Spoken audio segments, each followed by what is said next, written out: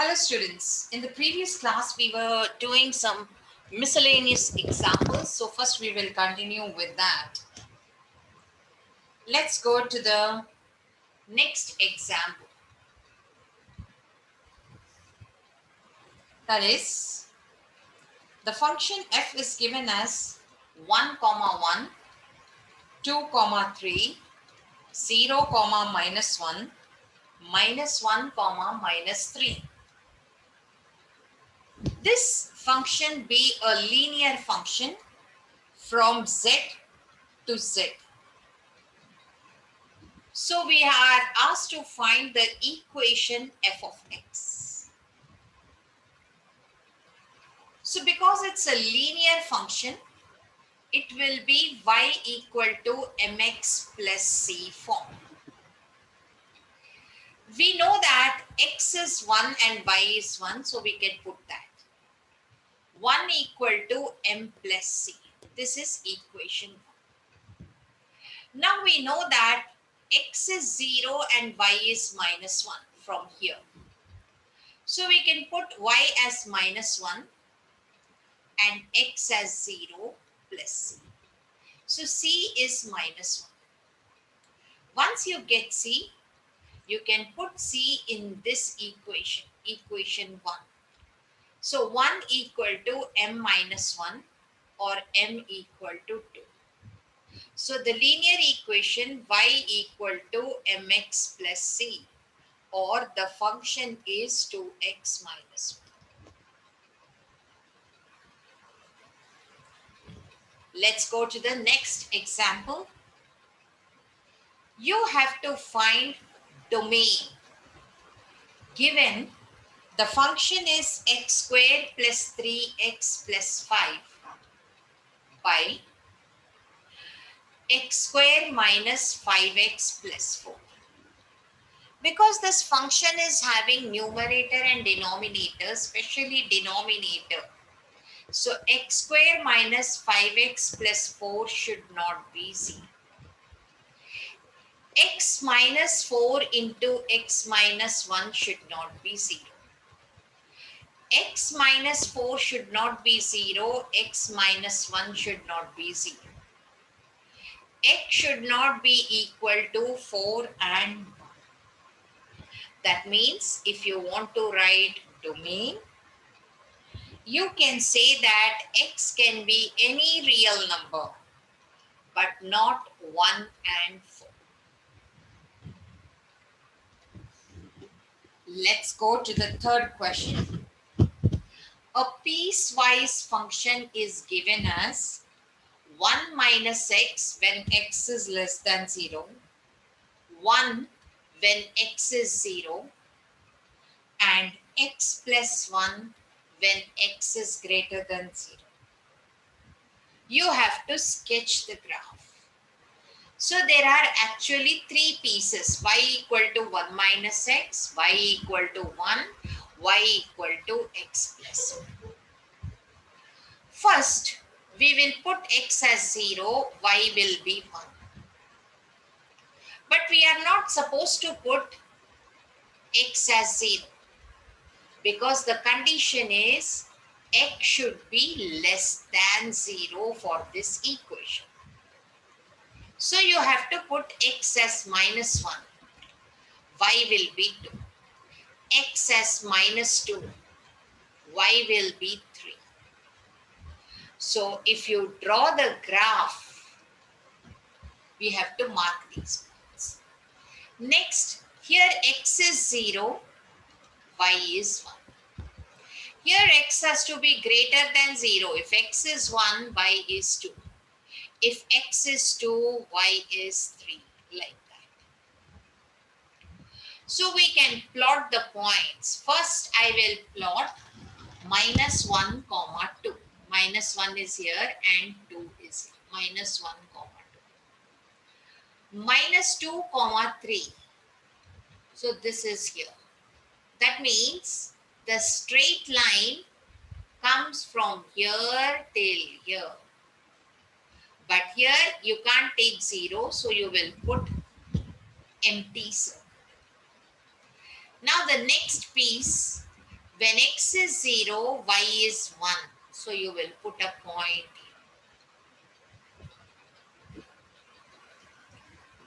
0, comma 1 is put here. Now the next piece, x is 1, y is 2. And x is 2, y is 3. That means the next part you will draw like this. You can't take x as 0, so open symbol.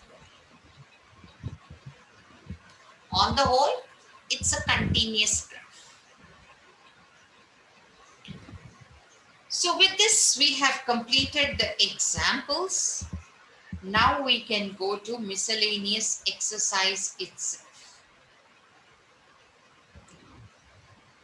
The first question is, the relation f is defined as x squared for x greater than or equal to 0 and less than or equal to 3.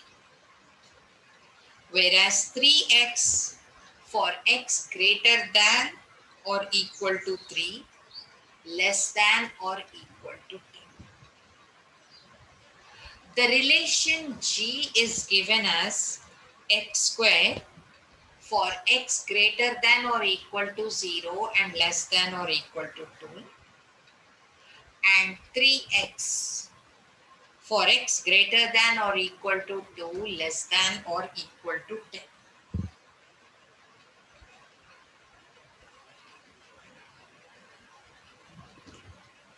Show that f is a function and g is not a function. First, we will observe f. We will see whether it is a function or not. In the function, suppose if x is 3, then you can take f of x equal to x square and get y as 9. Or you can take f of x equal to 3x and get y as 3. So on the whole, 3 is joined to 9. But in the function g of x, you will take, if you take g of x equal to x square for x equal to 2, then y is 2 square, that is 4. But if you take g of x equal to 3x for x equal to 2, y is 6. That means 2 is joined to 4 as well as 6. Because the x is repeating here, it is not a function. F of x is a function, but g of x is not a function. That is what you have to show. Let's go to second question. F of x is given as x square. You have to find f of 1.1 minus f of 1 by 1.1 minus 1. So f of 1.1 will be 1.1 square. F of 1 will be 1 square. And denominator is 0.1. So numerator you will have 1.21 minus 1 by 0.1 or 0.21 by 0.1 or 2.1. Let's go to question number 3. You have to find the domain. Function given is x squared plus 2x plus 1 by x squared minus 8x plus 2. Because this function has denominator, the main condition is denominator should not be 0. That means x minus 6 into x minus 2 should not be 0. X minus 6 should not be 0, x minus 2 should not be 0. or x should not be equal to 6, x should not be equal to 2. So the domain can be any real number but not 2 and 6. That's the domain of the function. Let's go to question number 4. You have to find the domain as well as range. The function is given as mod of x minus 1. Now, because there is no denominator, no square root, so for x, no restriction. That means domain x can be any real number. But because mod is there, the range can never be negative. It can be 0 or any positive number, but not negative. That is the range. Fifth question. You have to again find domain and range. The function is square root of x minus 1. Because there is square root, the thing which is under the square root has to be either positive or 0 but not negative. That means x has to be greater than or equal to. So the domain is, you can take 1 and greater than 1 up to infinity.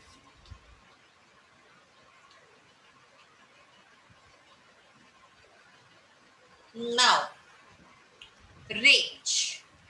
Because we have y equal to square root of x minus 1. It's a positive square root. So range can be 0 or any other positive number, but never negative. Coming to question number 6. The function f is defined as x comma x squared by 1 plus x squared, where x belongs to set of real numbers. The function is from R to R. You have to find range of the function. So, if you put the values, because x is a real number, when you put x as 0, you will get 0, 0. When you put x as plus or minus 0.5, you will get y as 0.25 by 1.25. That is 25 by 125. 25 ones, 25 fives, 1 by 5. If you put x as plus or minus 1, y will be 1 by 1 plus 1. That is 1 by 2.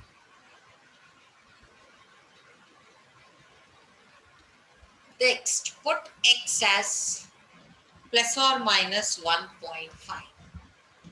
Then y will be 2.25 by 3.25 or 225 by 325. 5 fours, 5 fives. 5 6, 5 5s. 5 15s, 5 13s.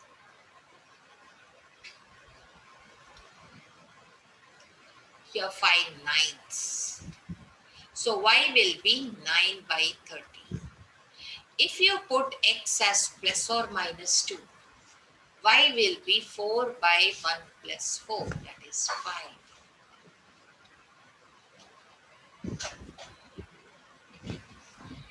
Okay, I will remove all these. I will erase.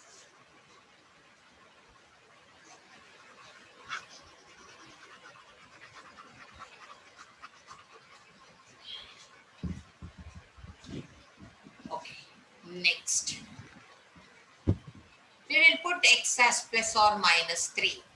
Y will be 9 by 10.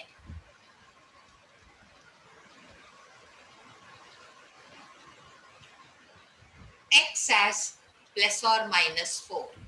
Y will be 16 by 70. And so on. Because you have to find the range. You can see the y's you can observe. These all y's 0, 1/5, 1 by 2, 9 by 13, 4 by 5. The range or the y's are starting from 0 and going up to 1. 1 is not reached.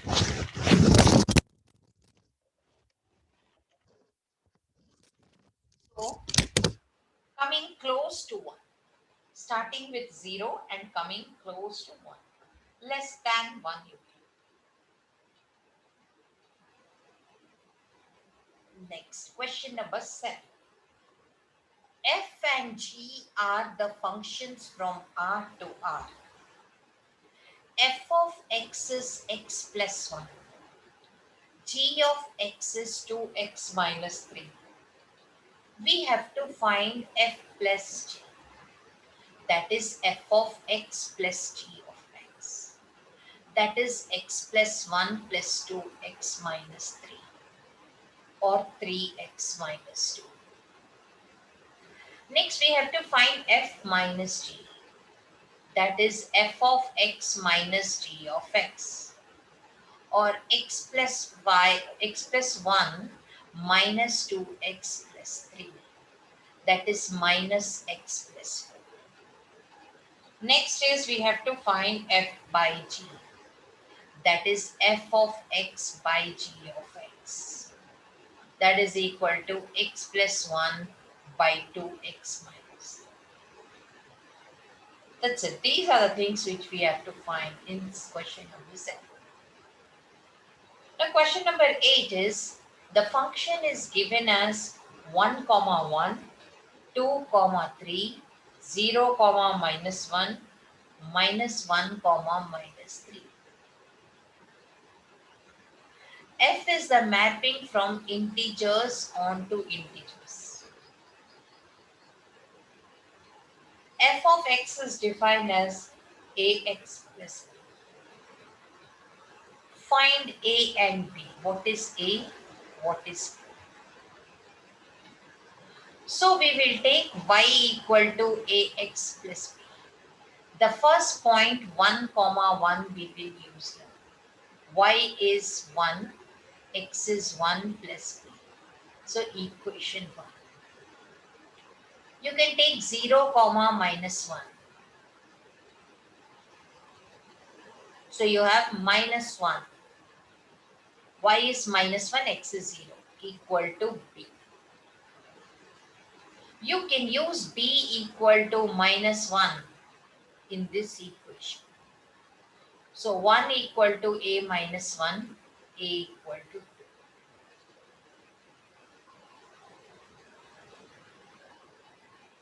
So in this way we got a and b, which we are supposed to find. Question number 9.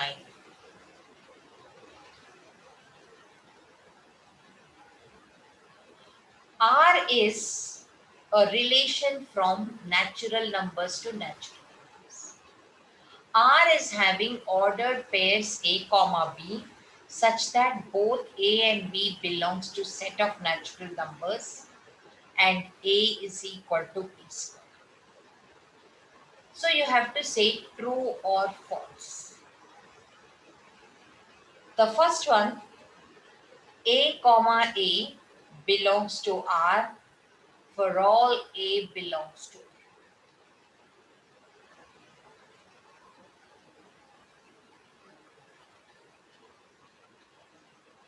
So you have to show that a belongs to R. Suppose if a belongs to R, then A will be equal to A square. But this is not true. This is false. A cannot be equal to A square. Second one, we have to show if A comma B belongs to set of real numbers, implies B comma A also belongs to set of natural numbers. A comma B belongs to set of natural numbers, then B comma A also belongs to set of natural. That we have to show. Suppose if A comma B belongs, then A equal to B square. And if B comma A belongs, B equal to A square.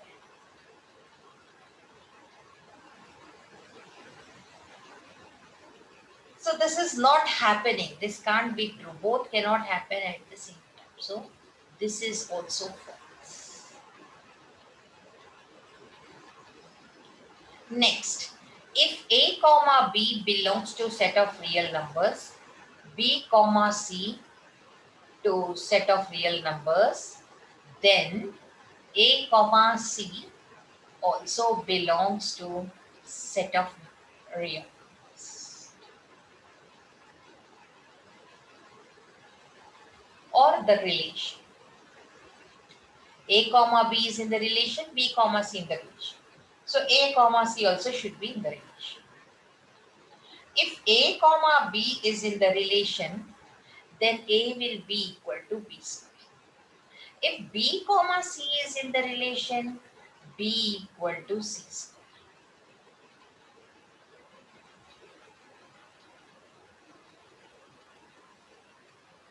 So we will write B square equal to C power 4 and we got A equal to C power 4.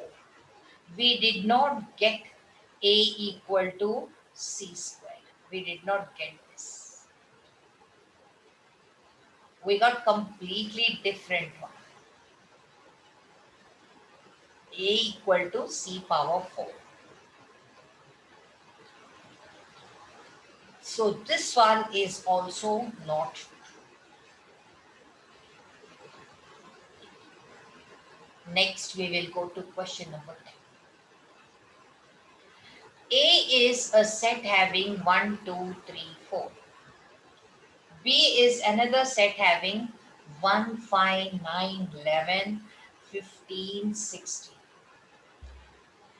F is the function 1, 5, 2, 9, 3, 1, 4, 5, and 2, 11. Now you have to write true or false. The first one is F is a relation from A to B. We will take A to B. F is a relation from A to B. The second one is, okay, first we will see whether it is true or false.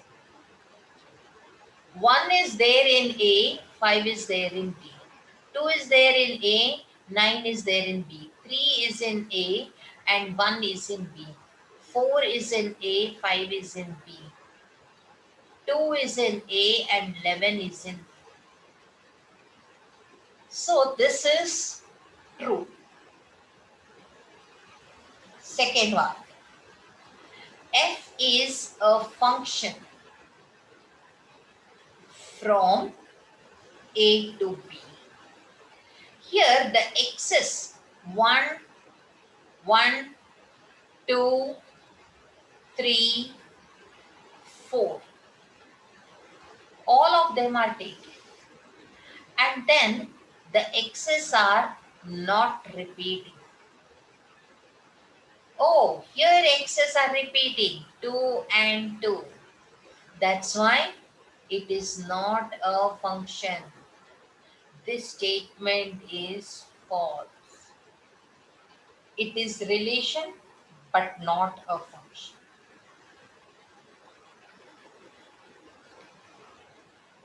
We'll go to the next question, 11th. F be the subset of Z cross Z. F is given as ordered pairs AB, A plus B.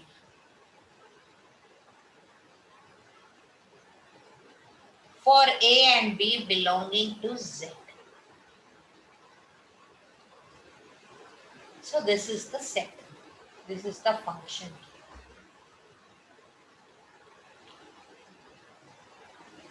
F is a function from Z to Z.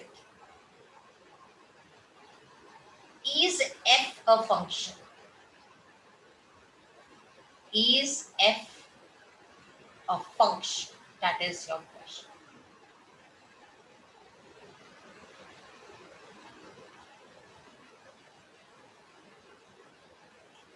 How will you say whether it is a function or not? We know that a relation from set E to B is a function if every element of set A has unique images in set. So what we will do is we will take the set A, and in the set A,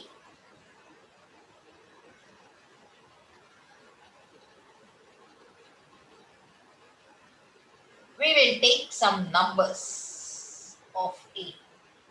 That is 2, 6, minus 2, minus 6 in A. Then what will be the function?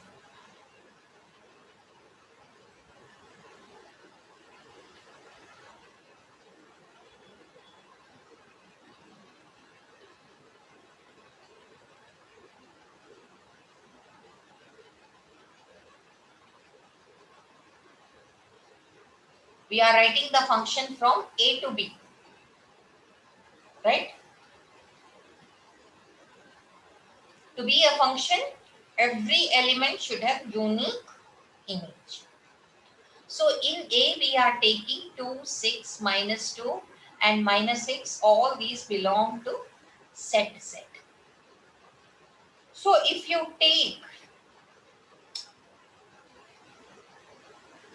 2 and 6 as A and B, so AB, 2 into 6, A plus B, 2 plus 6.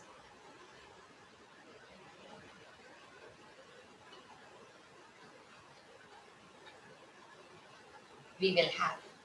That is 12, 8. Similarly, if you take minus 2, 6, you will have minus 2 into minus 6 and minus 2, minus 6. That is, you will have 12 and minus 8. So what is happening? X is repeating. That means it is not a function.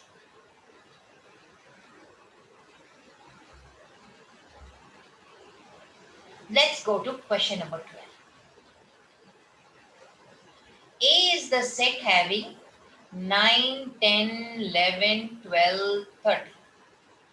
F is the function from A to N.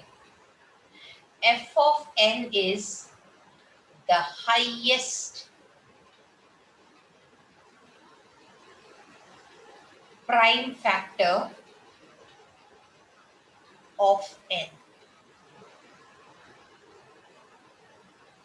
You have to find the range.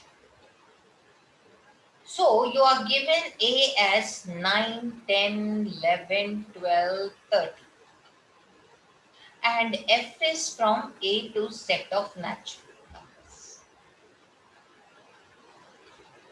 And then F of N is highest prime factor of N.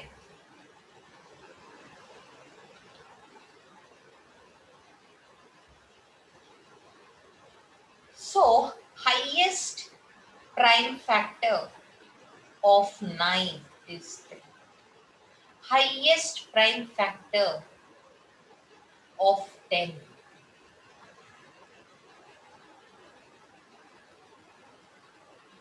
Highest prime factors are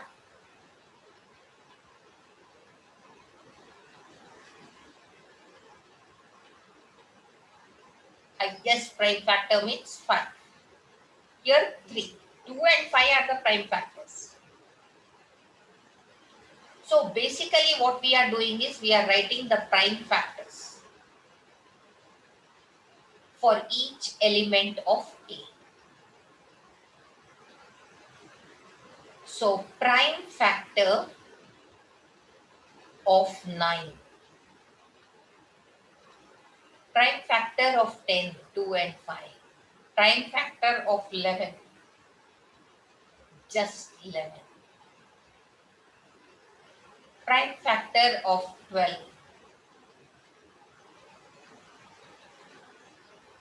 2 and 3, prime factor of 13 is, so if you see highest prime factors 3, 5, 11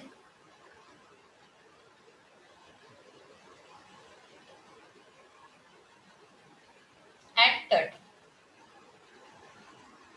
These are the highest prime factors. So if you take range Y, nothing but highest prime factors. That is 3, 5, 11, 30.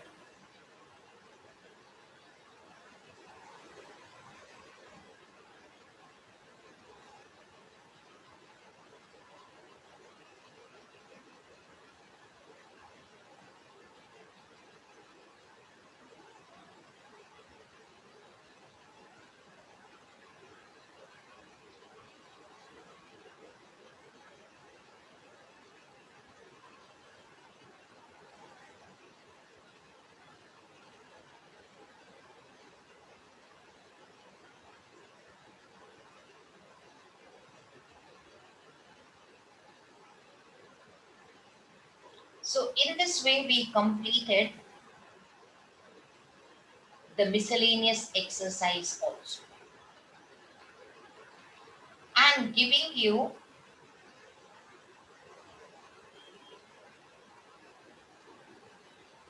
the summary of this chapter. Quickly I will put it on the board.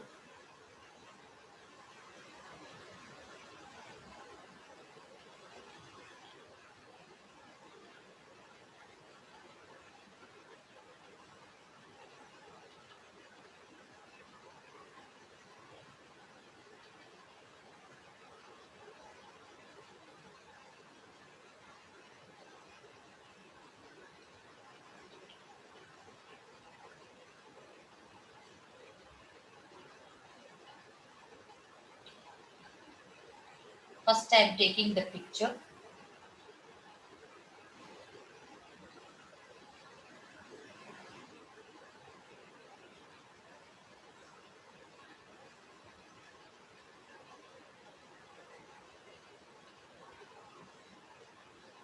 Yeah, almost done.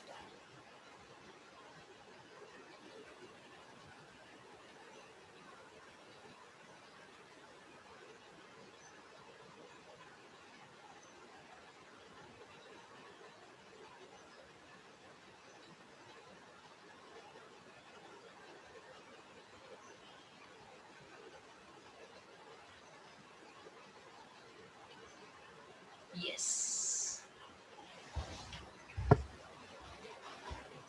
Whatever you have learnt in this chapter,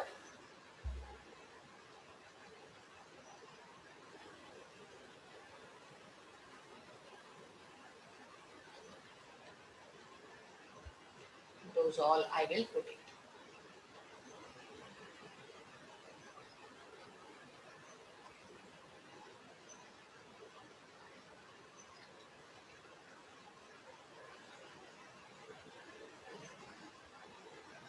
This is there in your textbook also. You can see from your textbook also.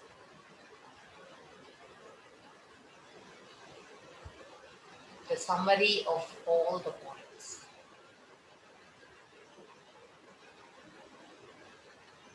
One more picture.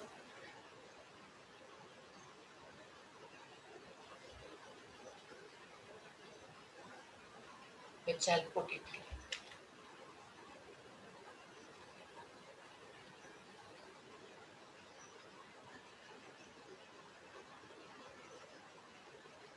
So you can see this page and this page. We have the summary of this chapter. So with this we have completed relations and functions also. But we can't go to the case-set part still. That is because you will be learning more about functions and relations in PU2, PU second year. So until you finish that, we can't do case-set questions because in case-set questions, sets, relations, and functions of both PU1 and PU2 are mixed. So we can go to the next topic instead of going to case-set. We can go to the third chapter. And the third chapter is trigonometric functions. So today let us do or just go for introduction with trigonometric functions. First we will start with angles. What are angles? Suppose if you have a point, let us name it as O and let us call it as vertex. Then we have a straight line or a ray. This is called initial site. If you rotate this line or ray up to some extent until here and stop, that means the line came here and stopped. But because it stopped, this is called terminal site.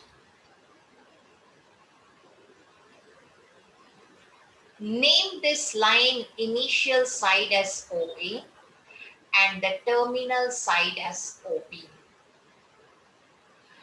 So, how much we have rotated? If you measure this, how much the line is rotated, that will give you angle. And because we are rotating or we are measuring in anti-clockwise direction, this angle will be, the angle you can denote by theta.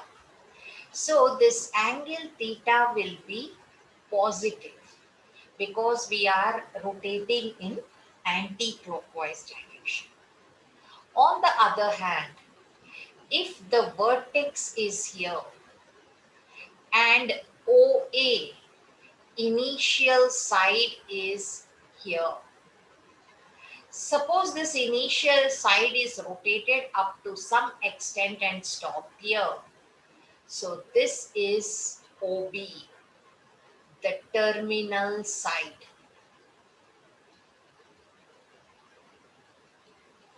And then the measure of how much rotation we have done is angle. But here we are rotating in clockwise direction. That's why the angle theta here is negative when you measure.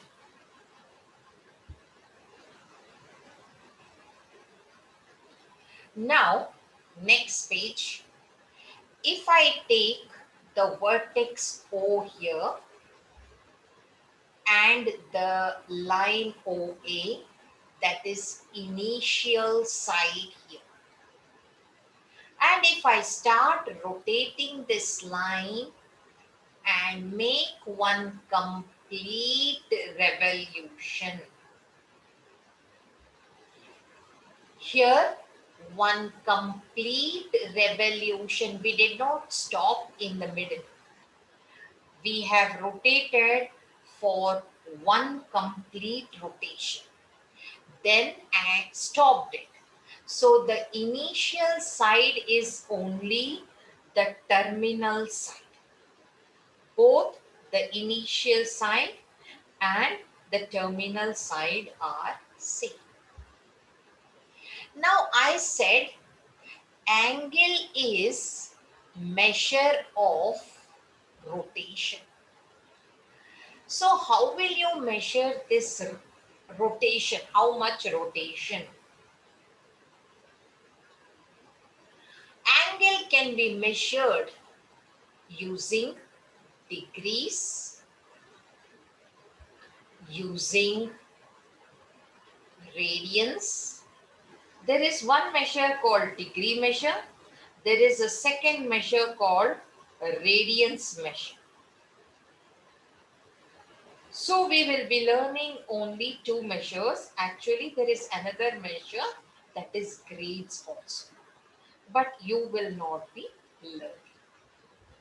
So first, if you go to degree measure, if you learn about degree measure, as I told you, this is O, the vertex. This is initial side, OA. If I make one complete revolution, that measure is taken as 360 degrees. So here the angle theta is 360 degrees. But instead of making one complete rotation, if you take the vertex and the initial side OA, if you rotate half the way, only half revolution, then this will be the terminal side OB. Because it is half of 360 degrees, the angle here is 180 degrees.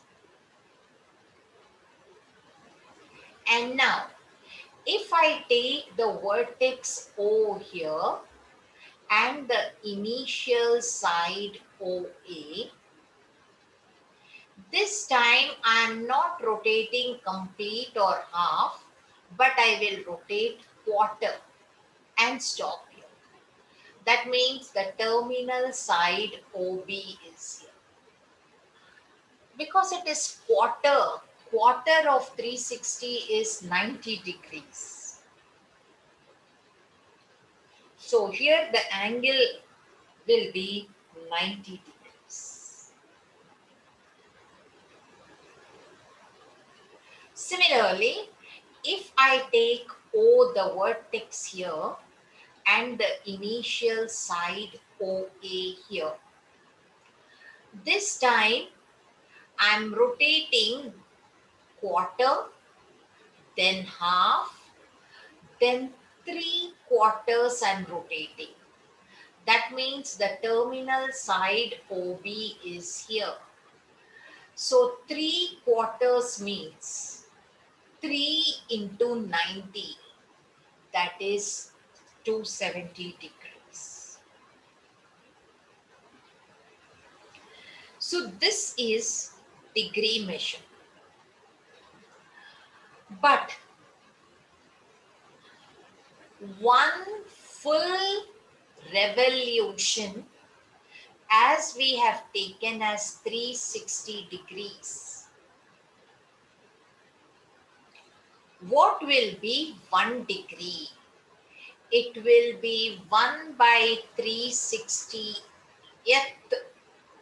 of a revolution. That means You have to take one complete revolution and divide it into 360 parts. Like this complete revolution, you will divide it into 360 parts. So each part will be 1D. That is the meaning of it. I will show you this in the protractor.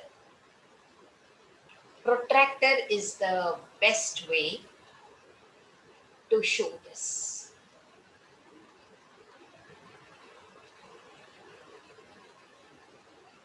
Let me show you. I will paste this one on the screen.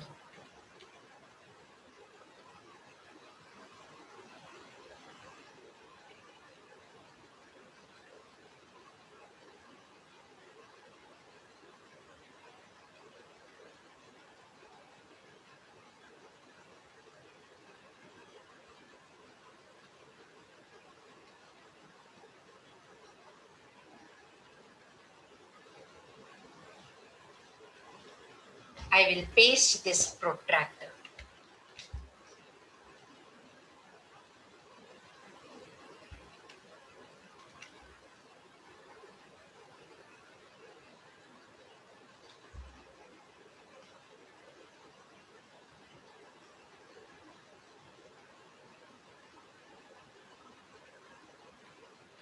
On the next page.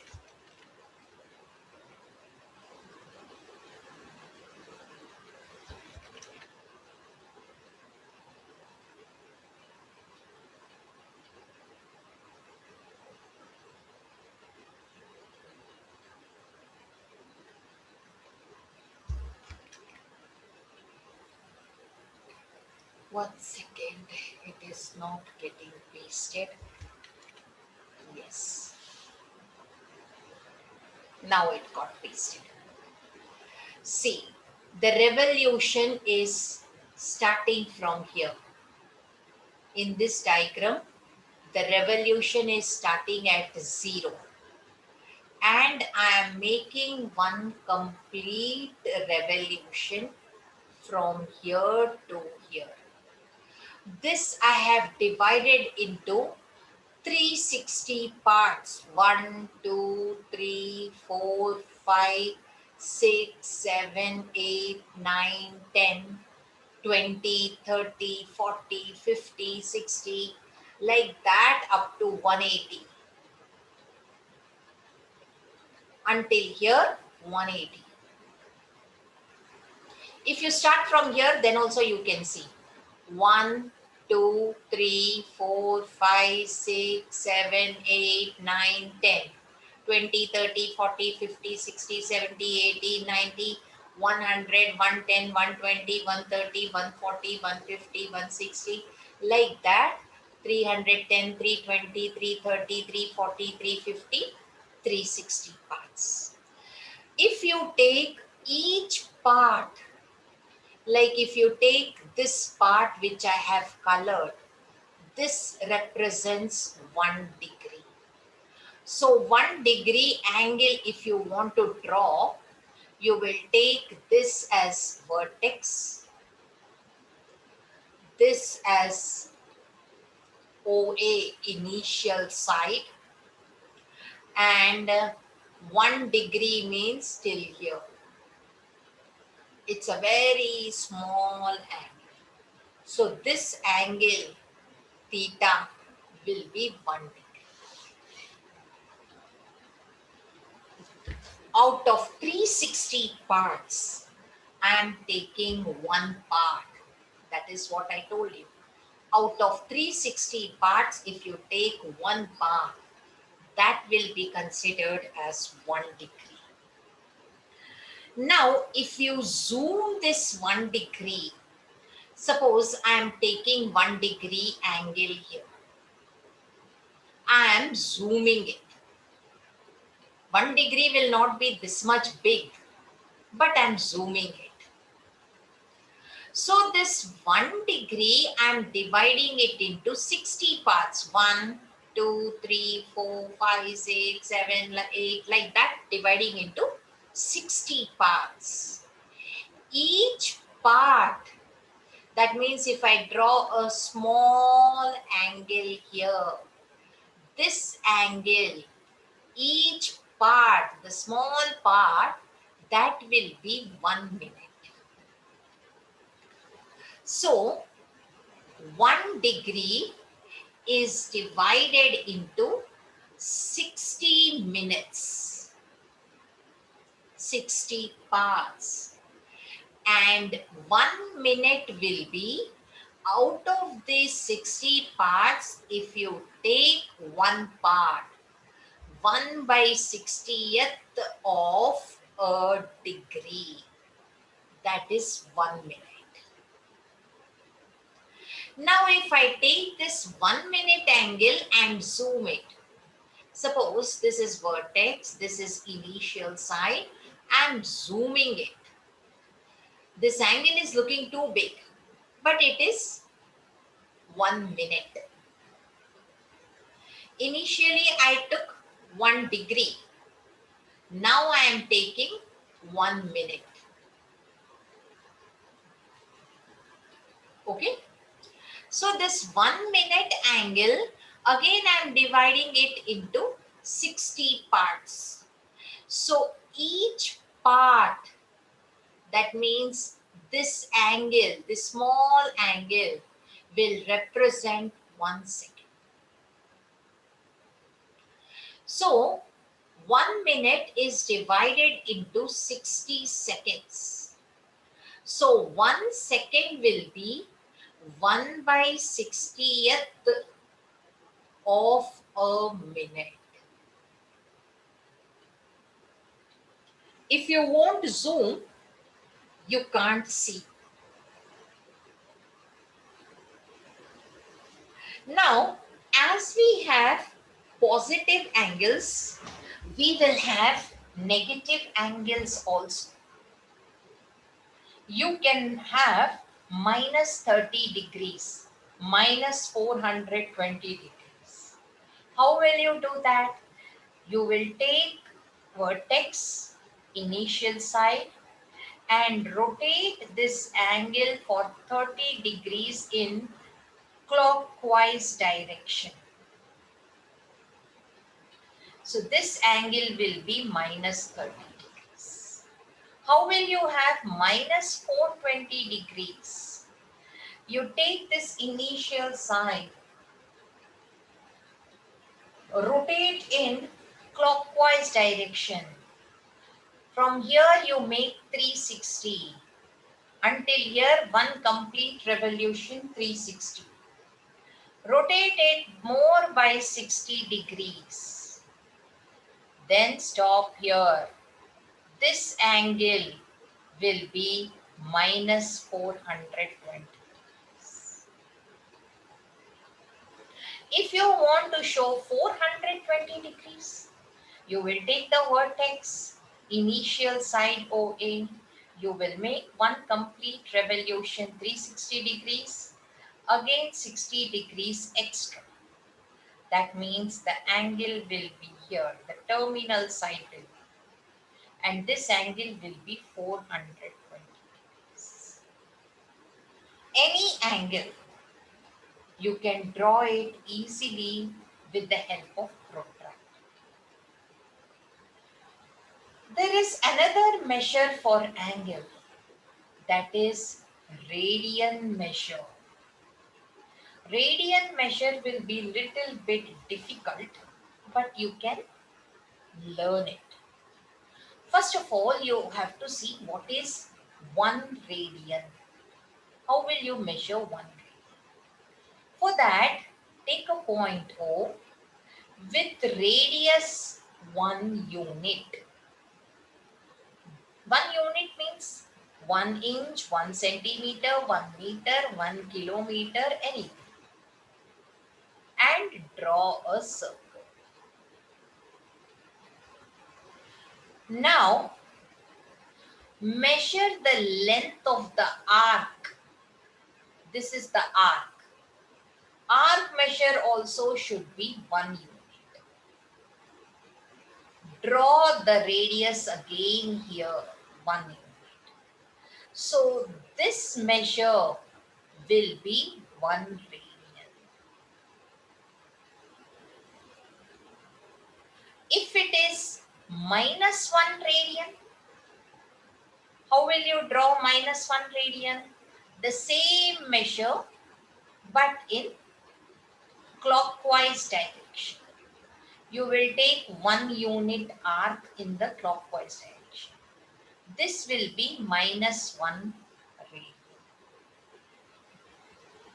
How will you draw 1.5 radian?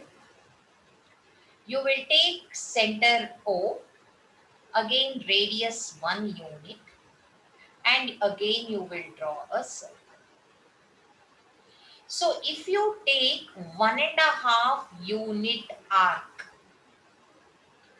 1.5, not 1, the length of the arc is 1.5. Then if you take again one more radius here, 1 unit, this measure will be 1.5 radians. Minus 1.5 radians, it will be in same measure but in clockwise direction. Clockwise direction, you have to take arc of length 1.5 unit. This is the radius of 1 unit. So here the angle will be minus 1.5 radians.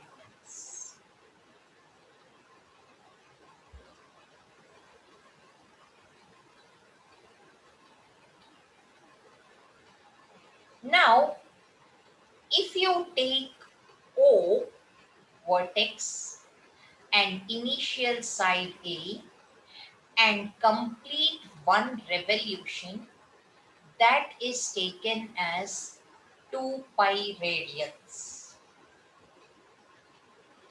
So suppose if you make only half revolution, that will be pi radians. If you make 1/4 revolution, that will be pi by 2 radians. If you make 3/4 of the revolution, that will be 3 pi by 2 radians. As we have learned in degree measure, like that. Now later on, you may use some formulas related to geometry. In a circle with center O and radius R, if the length of the arc is L, this is the sector. L is length of arc. R is radius. Theta is angle in the sector, and this is sector. So one formula you have is length of the arc is r theta. Area of the sector is half r square. This is area of sector formula. These two formulas you have learned in geometry,